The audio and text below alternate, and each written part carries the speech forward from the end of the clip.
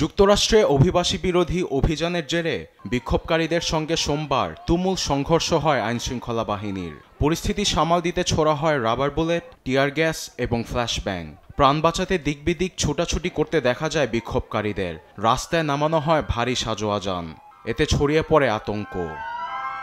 টানা 4 দিন ধরে নির্বিচারে অভিবাসীদের গ্রেপ্তারের কারণে উত্তাল ক্যালিফোর্নিয়া অঙ্গরাজ্যের লস অ্যাঞ্জেলেস।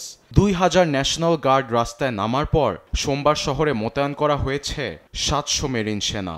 বিক্ষোভ ঠেকানোর পাশাপাশি অন্যান্য বাহিনীকে সহায়তা করতে কাজ করবে তারা। এতে পরিস্থিতি আরও উত্তপ্ত হবার আশঙ্কা করছেন অনেকেই। মার্কিন প্রতিরক্ষা দপ্তর পেন্টাগন বলছে 2000 ন্যাশনাল গার্ড রাস্তায় সরব থাকলেও আরও 2000 গার্ড মোতায়েনের সিদ্ধান্ত নিয়েছেন ট্রাম্প। এর তীব্র নিন্দা জানিয়েছে ক্যালিফোর্নিয়ার গভর্নর সহ লস অ্যাঞ্জেলেসের মেয়র।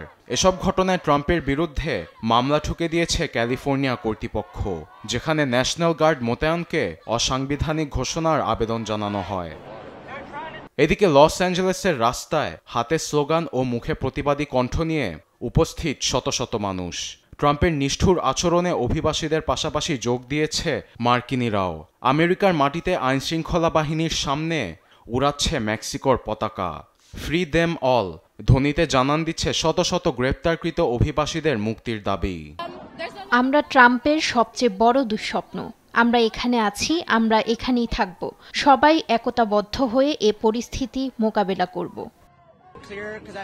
ট্রাম্পের উপর আমরা অনেক ক্ষুব্ধ হয়ে আছি। নির্বিচারে সবাইকে গ্রেফতার করে অনেক পরিবার ধ্বংস করেছেন। এমন পরিস্থিতিতে বিক্ষোভকারীরা শান্তিপূর্ণ পথ বেছে নেওয়ার কথা বললেও ট্রাম্প হাজার হাজার নিরাপত্তা বাহিনী মোতায়েন করে পরিস্থিতি উস্কে দিয়েছে মনে করছেন বিশ্লেষকরা। আরবেদ আফসার, নিউজ ডেস্ক, দেশ টিভি।